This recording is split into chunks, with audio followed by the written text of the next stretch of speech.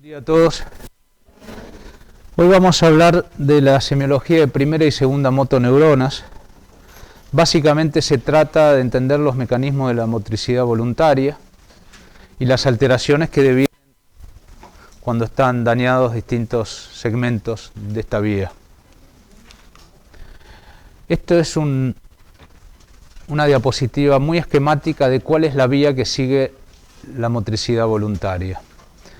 Empieza en la corteza motora frontal prerolándica, área 4 de Brodmann.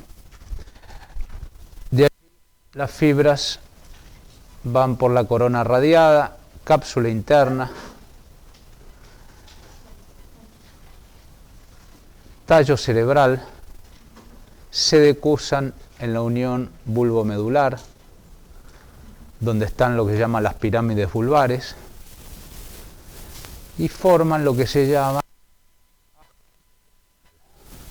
o trayecto espinal. Todo esto en su conjunto se llama haz piramidal. La piramidal va hacia distintas partes del neuroeje con estas neuronas que son las motoneuronas alfa. Entonces se puede decir que tenemos una primer motoneurona que está en la corteza frontal, y esa es la primer motoneurona a la que alude el título, y tenemos una segunda motoneurona que está en la médula que se llama motoneurona alfa. Específicamente me dirijo a estas dos motoneuronas. La motoneurona alfa da lugar a la parte motora de los nervios periféricos. Sus proyecciones axonales inervan los músculos, y básicamente esto es el trayecto que sigue la vía de la motricidad voluntaria. ¿Hasta acá dudas o preguntas o observaciones? Nada. Bien. Acá vemos con las distintas áreas topográficas. Acá está la cara, los dedos, etcétera, etcétera. Atrás está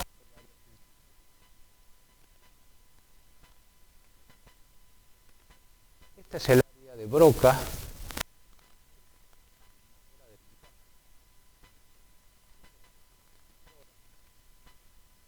que genera la mirada lateral.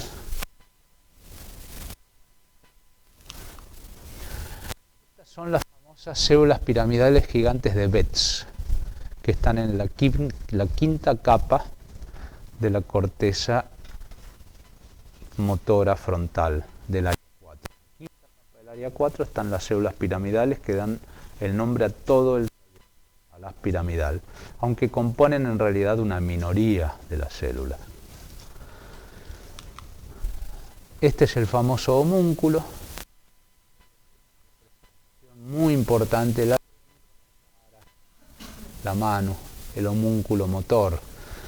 ¿Por qué? Porque son músculos que tienen alta capacidad, digamos, de regular su movimiento, específicamente las manos, por ejemplo, que tienen que hacer movimientos muy exactos. Homúnculo motor de la corteza motora primaria. Bueno, acá un poco lo mismo.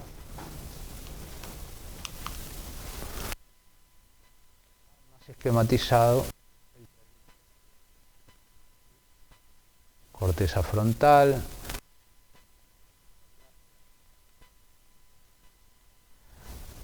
Cuando llega al tallo cerebral, da lo que se llama fibras córtico-vulvares o tracto córtico-vulvar, que cruzan la línea media e inervan los pares craneanos que están en el lado opuesto.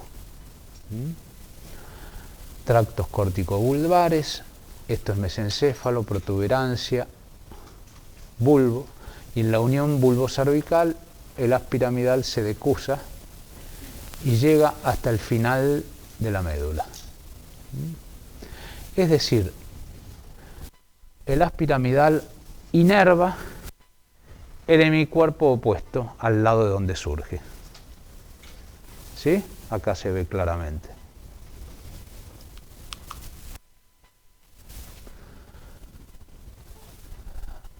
Acá vemos un corte de la médula espinal y acá está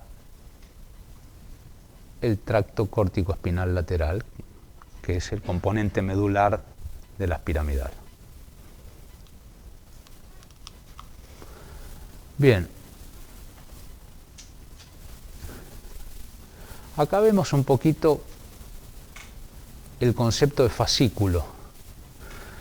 ¿Alguien me puede explicar qué es un fascículo muscular?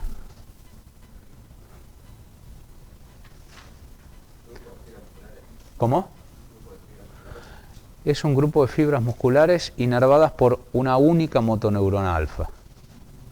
El conjunto de las fibras musculares inervadas por una sola motoneurona. Acá ven la motoneurona alfa, la rama motora, la rama ventral del nervio periférico y las fibras musculares inervadas por esa motoneurona. Bien.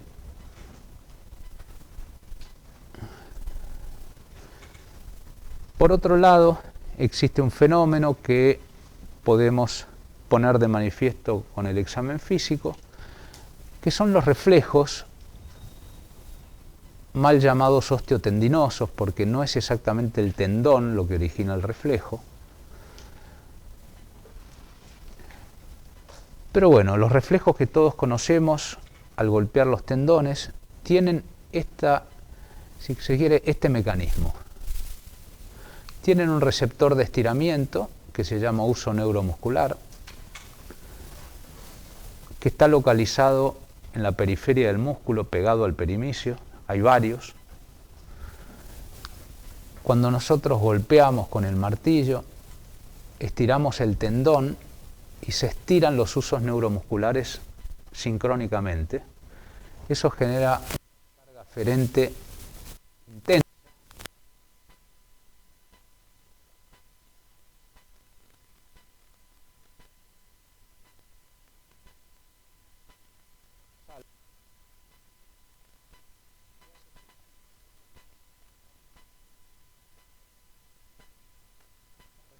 Esta es la contracción muscular del músculo en cuestión, aquel cuyo tendón golpea. Este es el mecanismo del arco reflejo. Golpeo el tendón, tracciono el tendón. Al traccionar el tendón se estiran los usos neuromusculares.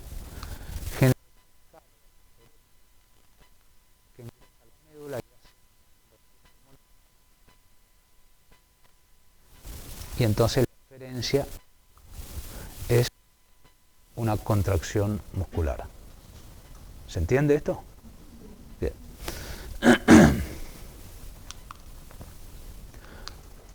Usos neuromusculares distribuidos a lo largo del grueso del músculo, pegaditos al perimicio. Acá la microscopía de cada uso neuromuscular, las fibras intrafusales, lo que ustedes seguramente conocen de histología, ¿no es cierto? Esto lo han visto. ¿Se acuerdan cuáles son las neuronas? Las gamma, las motoneuronas gamma.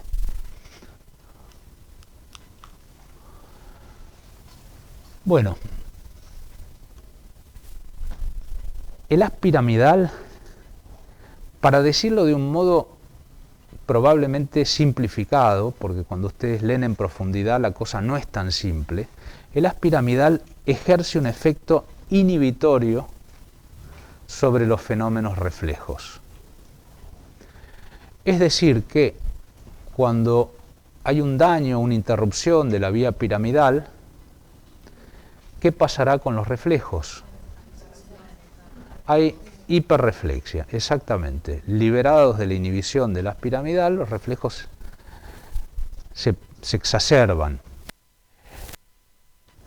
hay que tratar de diferenciar lo que se llama reflejos vivos de hiperreflexia. La definición no es tan fácil, pero básicamente una forma de no errarle es definir la hiperreflexia como aumento del área reflexógena. O sea, golpeo el tendón, sale el reflejo fuerte, pero además cuando golpeo el muslo, la parte distal del muslo, también sale el reflejo. Entonces, hiperreflexia es aumento del área reflexógena. A diferencia de reflejos vivos que son simplemente reflejos intensos. Es una definición que más o menos cumple con los requisitos para ser útil. Porque a la hora de evaluar a un paciente uno tiene que definir si tiene o no hiperreflexia. Y esa es la mejor definición posible. Aumento del área.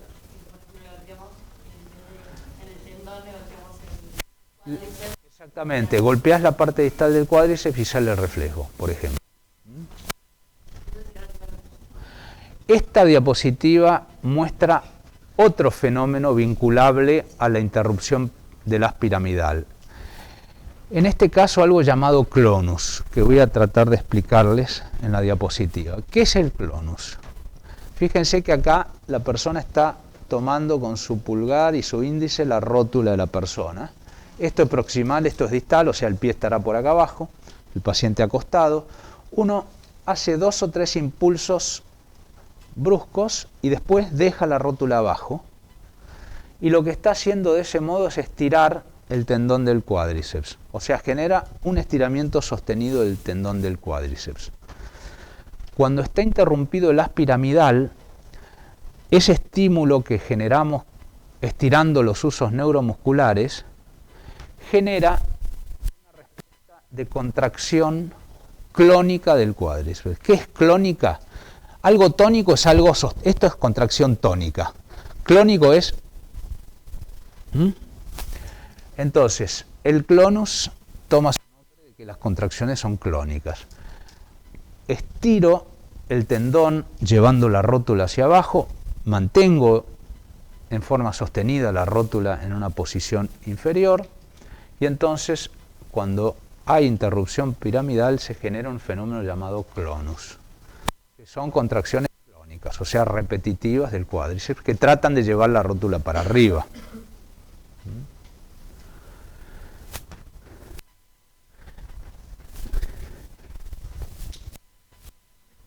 ¿Se entendió? Cuando hay liberación de la estimulación de la vía. Exactamente. El clonus se dice patológico cuando es agotable, porque hay una minoría de personas sanas que tienen clonus rápidamente agotable. O sea, llevo la rótula hacia abajo y hay alguna sacudida.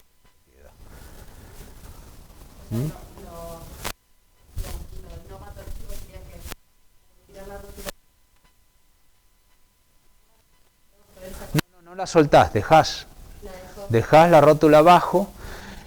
La mayoría de las personas ante esa maniobra no hace nada. Una pequeñísima minoría tiene algo de clonus porque se agota rápidamente y eso podría dentro de la normalidad.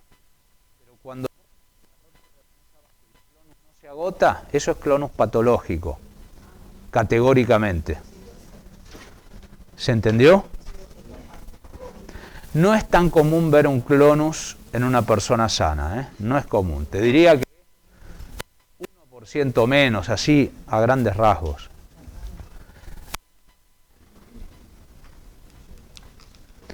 Algo... La vía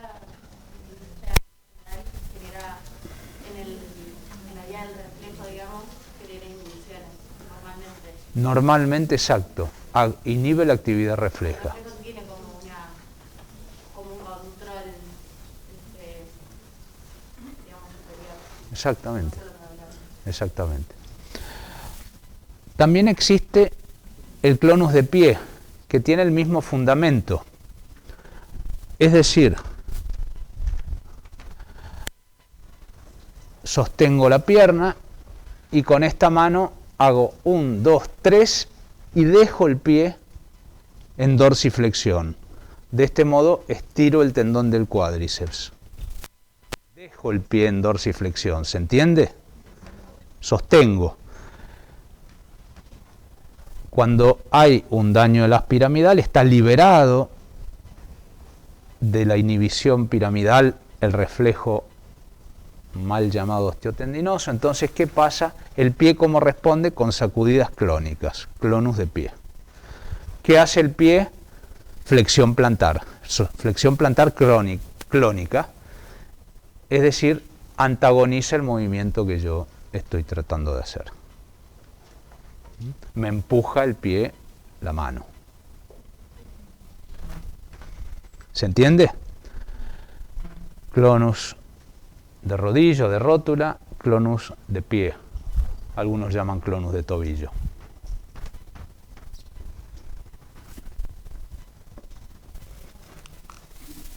Bueno, un poco acá se trata de mirar la sacudida clónica que empuja la mano. Bien. ¿Qué otra cosa le ocurre a alguien que tiene interrumpido el haz piramidal? Aparece un signo denominado signo de Babinski, que seguramente alguna vez lo han escuchado.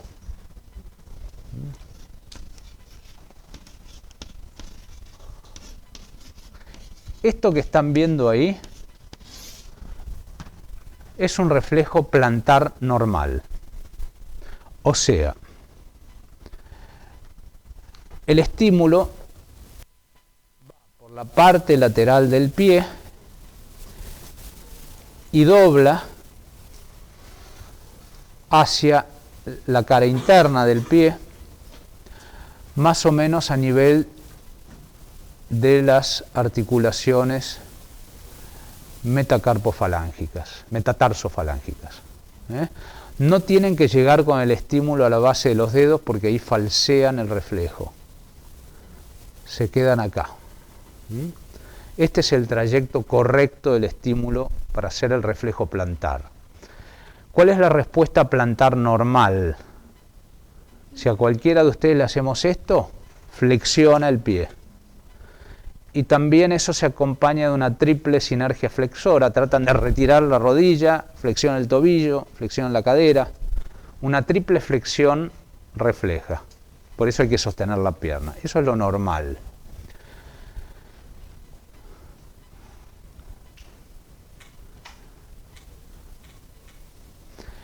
Se dice que cuando hacemos esto, se ponen en juego dos grupos antagónicos. Uno está inervado por el nervio tibial y es el que efectivamente genera la flexión de la planta del pie, y otro por el nervio peroneo que tiende a hacer lo contrario. O sea, en personas sanas se activarían los dos nervios y ganaría obviamente el tibial. Ahora, cuando está interrumpido el haz piramidal, ocurre un fenómeno característico, que es la dorsiflexión del hallux. Hallux es el dedo gordo del pie, y a veces la apertura en abanico de los demás dedos. No se conoce muy bien la fisiopatología de esto, pero sí se piensa que al interrumpirse el haz piramidal, se interrumpe el componente tibial del reflejo plantar. Y entonces predomina el componente peroneo y se genera dorsiflexión del hallux. Esto es fisiológico en recién nacidos, no sé si hasta los 6 meses, pero en adultos es patológico y debe hacer pensar en que esa persona tiene una lesión del haz piramidal en alguna parte de su recorrido. ¿Se entiende? Hay que saber hacer esta maniobra porque esta maniobra trabaja con una sumatoria, que es la sumatoria temporal, espacial y de intensidad. O sea, más tiempo dura la maniobra, más factible es que el reflejo se ponga de manifiesto, más espacio recorremos, idem, y lo mismo, más presión hacemos, más probable es que obtengamos el signo de Babinski. ¿eh? Entonces hay que saber hacerlo, no es cualquier cosa, no es un estímulo cualquiera, no, tiene su técnica. Bueno, un niño, fíjense qué fácil sale, con el dedo estimula la planta del pie y ahí tiene el signo de Babinski. ¿Hasta qué edad es fisiológico? Me parece que hasta los 6 meses, pero eso me corregirá si le erré por algunos meses. Bueno, todo lo que vimos recién son lesiones de primer motoneurona, porque las piramidales es la primer motoneurona. ¿Se entiende esto, no es cierto? La segunda es la motoneurona alfa. Cuando una persona tiene una lesión de primer motoneurona, tiene algunos fenómenos de déficit. Por ejemplo, paresia, que significa debilidad, o plejía, que significa directamente no poder mover. Desaparecen unos reflejos que se llaman cutáneo abdominales, que después vamos a ver qué son. Esos son los fenómenos de déficit de una lesión de la piramidal. Por ejemplo, si una persona tiene un accidente cerebrovascular hemorrágico a nivel del área 4 de Brodmann, ¿cuál será el área motora afectada? ¿Debilidad de qué van a tener? ¿De qué parte? Todo el hemicuerpo contralateral. O sea, el área motora afectada depende del sitio de la lesión. No es lo mismo una afectación en corteza motora que una afectación en tallo cerebral que una afectación en médula. Pero todas son de la piramidal.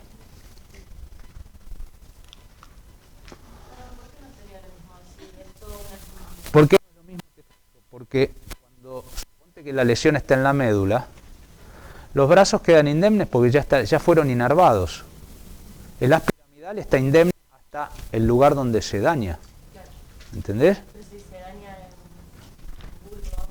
Si se daña en bulbo, hay algunos pares craneanos que ya están inervados.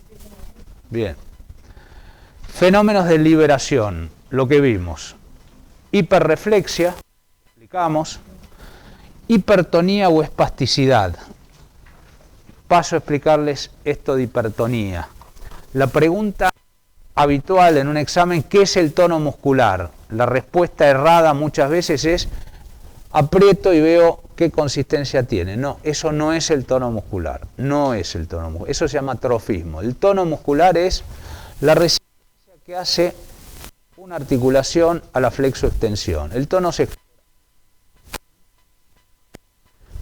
Cuando ustedes hacen este movimiento, están estirando los usos neuromusculares, en este caso del bíceps. Si hago, estiro los usos musculares del tríceps. Hay un tono muscular basal que hace que la articulación pueda moverse con una mínima resistencia, mínima. Esto es lo normal.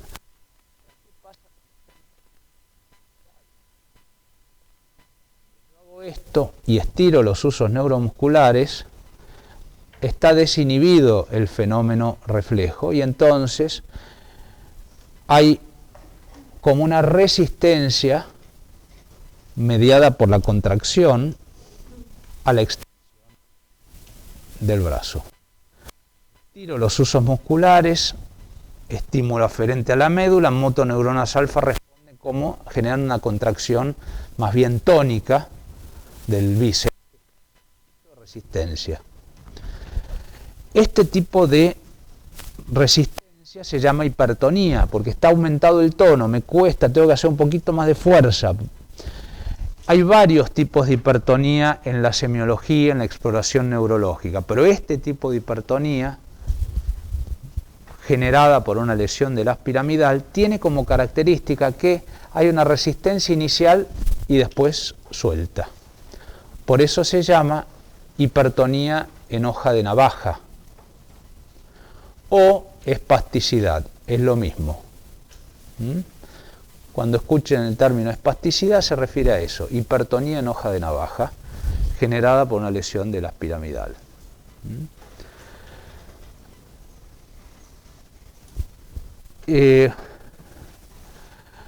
Por eso ustedes ven a veces personas caminando por la calle que tienen el brazo semiflexionado y la pierna extendida. ¿Por qué? Porque cuando hay una lesión piramidal, queda un tono flexor predominante en el miembro superior y un tono extensor predominante en el miembro inferior. ¿Mm? Eso es parte del fenómeno de hipertonía. ¿Por qué qué? Eso no te lo puedo explicar. Capaz que está escrito de algún lado, yo no lo conozco. Es característico de lesión de la piramidal, porque otras hipertonías son, por ejemplo, en caño de plomo, que todo el movimiento genera resistencia. O la resistencia del Parkinson, que es en rueda dentada. ¿No? Hay distintos tipos de hipertonía. ¿Qué otro fenómeno de liberación? Clonus, del cual hablamos, signo de Babinski. Acuérdense, no se llama reflejo de Babinski, se llama signo de Babinski.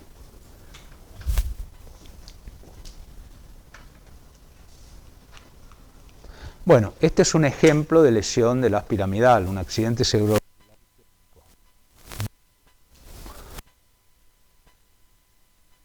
Corteza cerebral.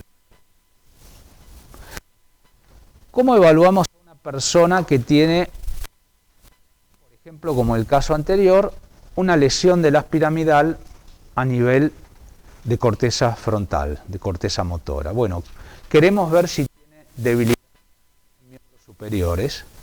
A veces es muy fácil, el paciente directamente ni levanta la mano, pero otras veces es más sutil. Y entonces uno tiene que comparar ambos miembros superiores haciendo esta maniobra, se llama maniobra de Mingazzini. ¿Qué es la maniobra de Mingazzini? Le digo, levante los brazos, las palmas para arriba, acuérdense, palmas para arriba, no así, no así, palmas para arriba. ¿Por qué palmas para arriba? Porque cuando hay una lesión de la piramidal, lo primero que claudica en esta maniobra es la supinación. Está supinada las palmas, claudica la supinación, entonces primero el brazo prona y después empieza a caer. Por eso las palmas para arriba. Porque en la maniobra lo primero que ocurre es que empieza a pronar el miembro superior hasta caer. Entonces sirve para poner de manifiesto, bueno, debilidad muscular sutil, paresia. Esta es una paresia leve.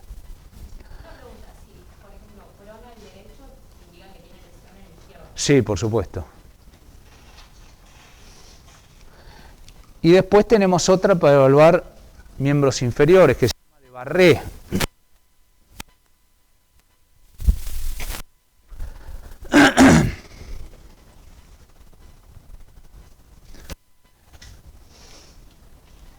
Y después tenemos esta que es Barré invertida, que es muy útil para diferenciar una paresia real de una paresia ficticia o fingida,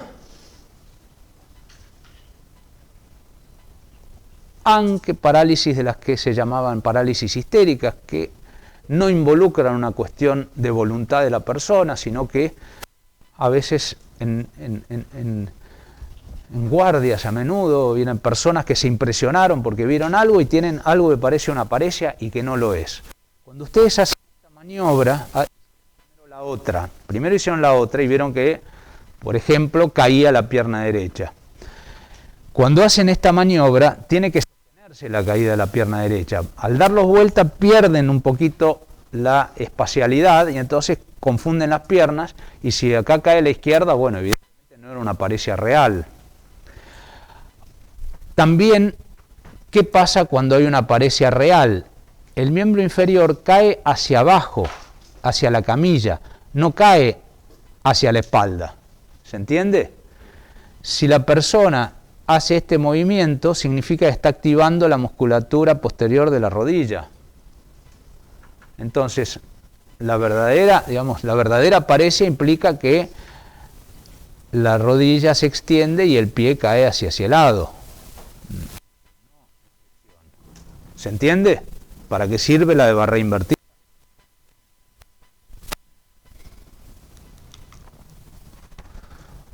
Bueno, esto es lo que hablamos del tono muscular.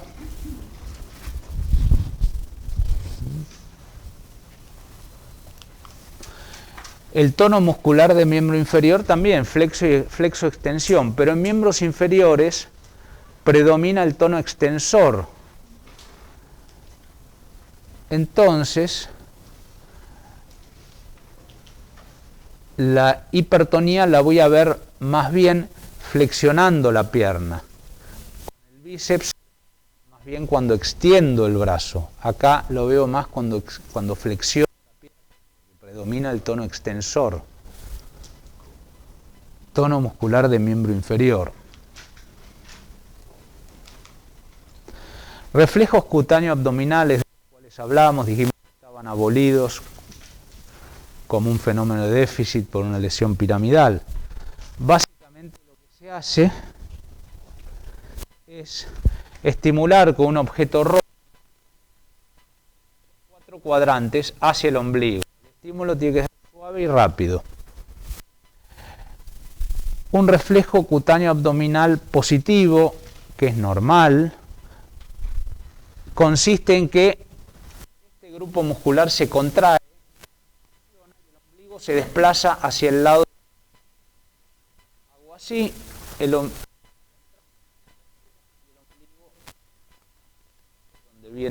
desde donde proviene el estímulo. ¿Se entiende?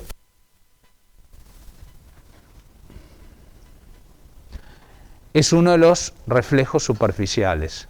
Acá no estimulamos ningún tendón, estimulamos la piel. Es un arco reflejo que tiene su aferencia en la piel y su eferencia en la médula. ¿Se entiende? No son tan fáciles de ver en gente sana a veces, no es tan fácil. Desaparecen en lesiones del haz piramidal, sobre todo en la fase inicial, después se pueden recuperar.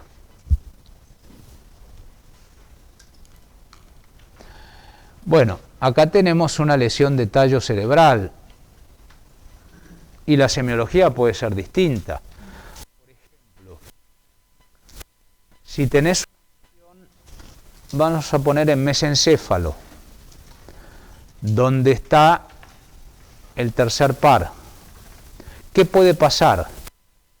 Que se dañe el núcleo del tercer par, o sea que se dañe el tercer par de ese lado, y que se dañe el haz piramidal que todavía no se decusó y que controla la motricidad voluntaria del hemicuerpo opuesto. Entonces puede llegar a tener una paresioplegia contralateral y una parálisis de un par craneal homolateral, porque dañaste el núcleo del par craneal. ¿Se entiende? Eso se llama síndromes alternos. Cuando hay lesiones de tallo cerebral, a menudo tenemos lo que llama síndromes alternos. El par craneal de un lado, el resto de la motricidad del otro. Hay varios y tienen nombre propio.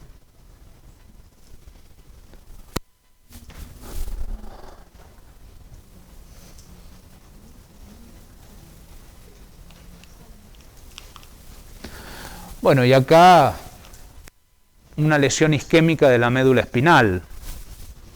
Puse isquémica como podría haber puesto cualquier otra lesión. En la médula espinal depende del nivel comprometido, pero si el compromiso de la médula espinal es a nivel, pónganle, de dorsal 10, ya los miembros superiores ya han sido inervados y están indemnes. ¿Qué vamos a tener en este caso, donde se comprometió la médula, por ejemplo, a nivel dorsal? ¿Qué déficit motor esperarían tener ante una lesión medular dorsal? Una paraparesia o paraplegia, acuérdense, término médico, paresia debilidad, plejía directamente no muere. Entonces, el compromiso motor va a depender del nivel donde está la lesión.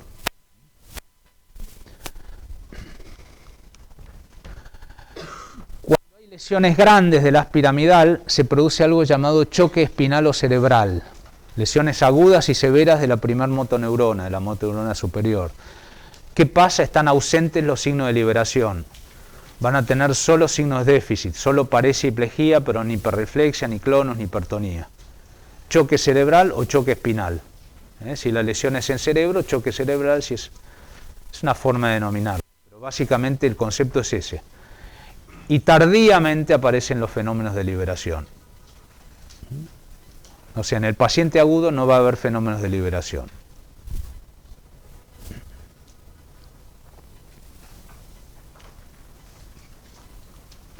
Bien, así como hablamos de lesiones de motoneurona superior, también existen lesiones de motoneurona inferior. ¿Y qué ejemplos puedo tener de lesiones de motoneurona inferior? ¿A alguien se le ocurre?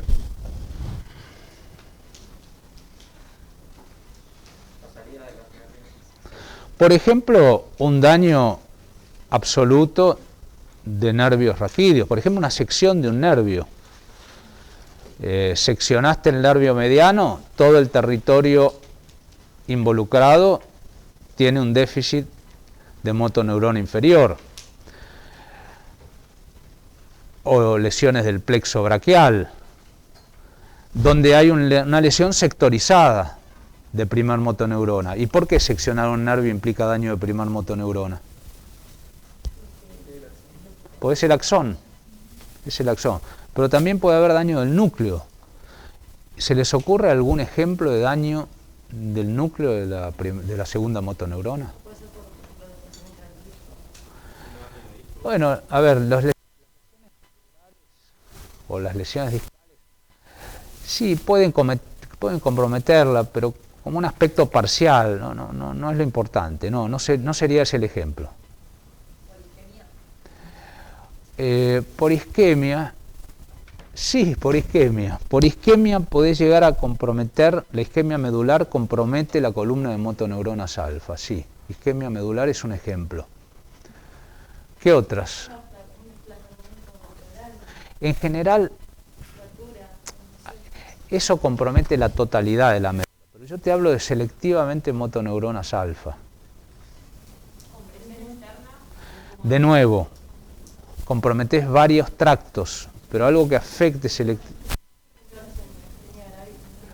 La miastenia gravis es una enfermedad de la placa mioneural. Sí, pero no es lo mismo. No. Hay dos enfermedades muy conocidas. Espérame.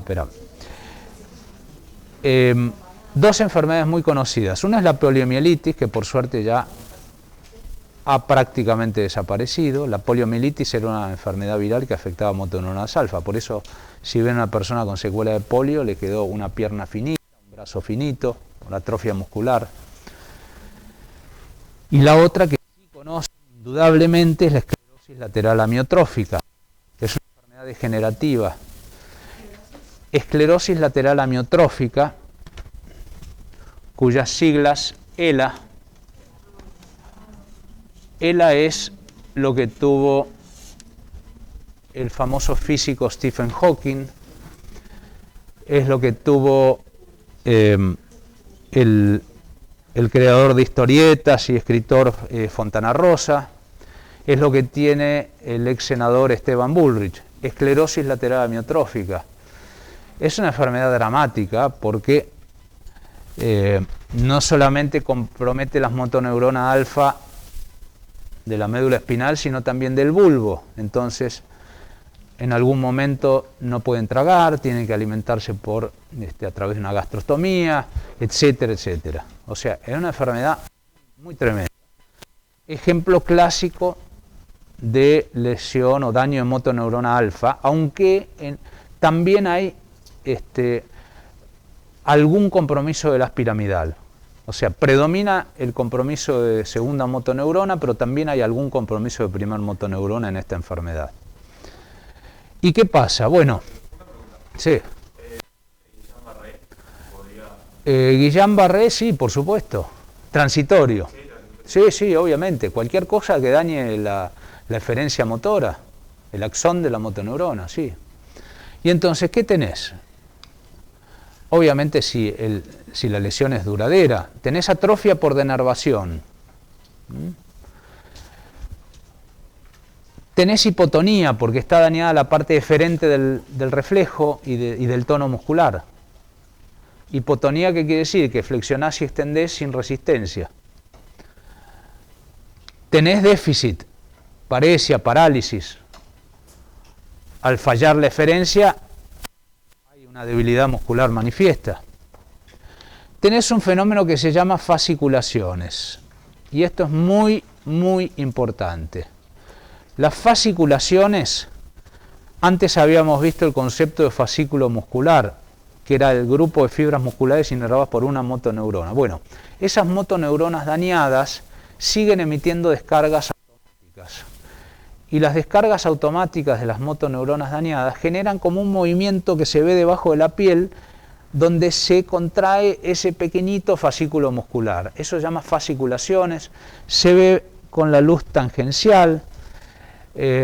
Hay que dar unos golpecitos en grupos musculares y a veces logramos que el músculo responda con fasciculaciones. El ver fasciculaciones en una patología neurológica es altamente sugestivo de lesión de segunda motoneurona. También se pueden ver en lengua las fasciculaciones y preferentemente verlas con la lengua adentro, porque a veces cuando sacan la lengua hacen fasciculaciones que no tendrían tanto valor patológico. Sí. Las fasciculaciones espontáneas que te agarran. Se llaman mioquimias y no tienen valor patológico. No, en su mayoría no tienen ningún valor patológico. Ese que le tiembla el párpado. Bueno, esas son fasciculaciones que no tienen valor patológico. Hay un fenómeno puesto de manifiesto con este estudio llamado electromiograma, que son fibrilaciones. Y fibrilaciones son fenómenos eléctricos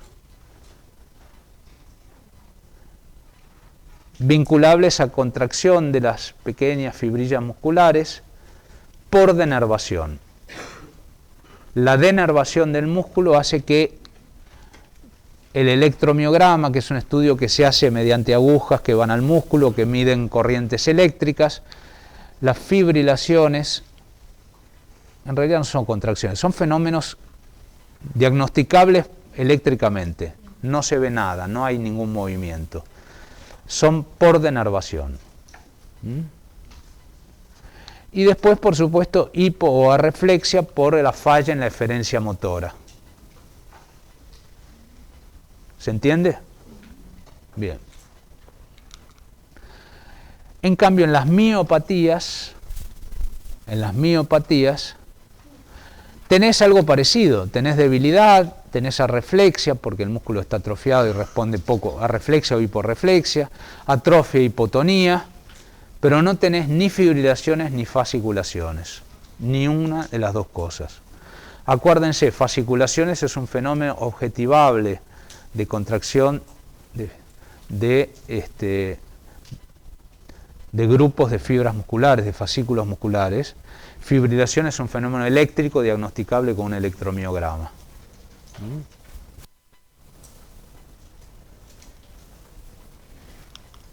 Bueno, ¿alguna pregunta hasta ahora sobre lo visto? Sí. ¿Qué estudios, digamos, podemos usar al paciente para, además de lo clínico, digamos, cuáles serían los estudios complementarios para evaluar? Bueno, depende. Si vos evaluás que el paciente tiene una lesión de primer motoneurona, habitualmente se hacen estudios por imágenes. Por el cuadro semiológico vos decís, bueno, esto debe estar en corteza frontal, le piden una tomografía de resonancia, digamos, topográficamente. Para la enfermedad de segunda motoneurona, esclerosis lateral amiotrófica, el diagnóstico es muy clínico, muy clínico. El electromiograma te aporta, pero es sobre todo clínico. Sí. ¿Cómo? Sí. También voy a tener, signos de afectación piramidal. Sí, vas a tener signos de liberación, signos piramidales, y en el nivel de la sección va a estar dañada la motoneurona. O sea, signos de segunda motoneurona solo en el nivel dañado. O sea, no tiene mucha repercusión eso. Para el daño de la motoneurona superior, primaria, ¿dónde es más frecuente que se produzca el daño? Porque el libro decía como que en la corteza, por la extensión que tiene, es poco frecuente. A ver, lo más frecuente de lesiones de primer motoneurona son las lesiones en el cerebro. vasculares, accidentes cerebrovasculares mayormente isquémicos, más frecuentes que hemorrágicos. Esa es la causa más común. ¿Pero a nivel cortical? Cortical y subcortical. Si vos tenés un accidente mediado por un émbolo que viene del corazón, vas a tener un área grande comprometida que va a involucrar corteza y sustancia blanca. Depende de la fisiopatología de la lesión en cuestión, pero lo más común como lesión del haz piramidal son los accidentes cerebrovasculares. ¿Otras preguntas? Sí. ¿Cuál es la causa de ERA? ¿Es congénita o adquirida? ¿Qué cosa? De la esclerosis lateral amiotrófica. Es una enfermedad de causa desconocida. No se tiene idea de la causa. Es neurodegenerativa y hasta donde yo conozco, hay algún factor genético hay, como tantas veces, pero no se sabe la causa. Sí, Los espectros de mesencéfalo. Sí. El cuerpo y el tercer parte. por ejemplo, sí, claro. El ojo, ¿qué queda? ¿Midriasis fija o cómo queda? A ver, vamos a pensar. El tercer par genera pupiloconstricción, así que la pupila va a estar dilatada. El párpado va a estar tosado y el ojo va a estar en abducción, porque va a predominar el sexto par, el motor ocular externo. Un poquito de historia de la medicina. Este fue Józef Babinski. Sus padres eran polacos. Él se desarrolló en Francia. Aparte del signo que lleva su nombre, describió algunas otras enfermedades. Hay un síndrome de Babinski-Froelich que tiene que ver con una lesión hipotalámica. Tiene un montón de trabajos científicos y académicos publicados. Y en poquitas líneas describió esto que hoy nos sirve a todos. Él se formó con esta otra persona que fue uno de los neurólogos más importantes en la historia de la medicina, que se llamó Jean-Martin Charcot. Charcot trabajaba en un lugar llamado la Salpêtrière, que era una especie de asilo donde había 5.000 personas con daño neurológico, y él hacía la correlación anátomo-clínica, o sea, cuando esos pacientes morían, anatomía patológica, la enfermedad lateral amiotrófica, la ELA, la enfermedad lateral, la esclerosis lateral amiotrófica, en algún momento se llamó enfermedad de Charcot, porque él fue uno de los que la descubrió o la describió. Era famosísimo, estudió mucho la histeria. Acá probablemente estamos viendo una persona con un desmayo histérico. Este es un cuadro muy conocido. Médicos de todo el mundo se iban a formar a la Salpêtrière. Entre ellos Sigmund Freud, el creador del psicoanálisis.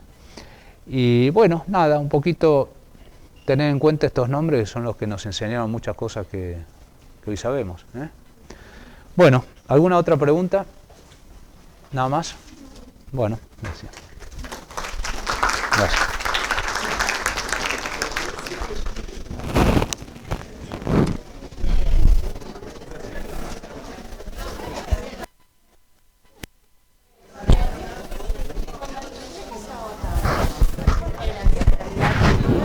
¿Es porque qué?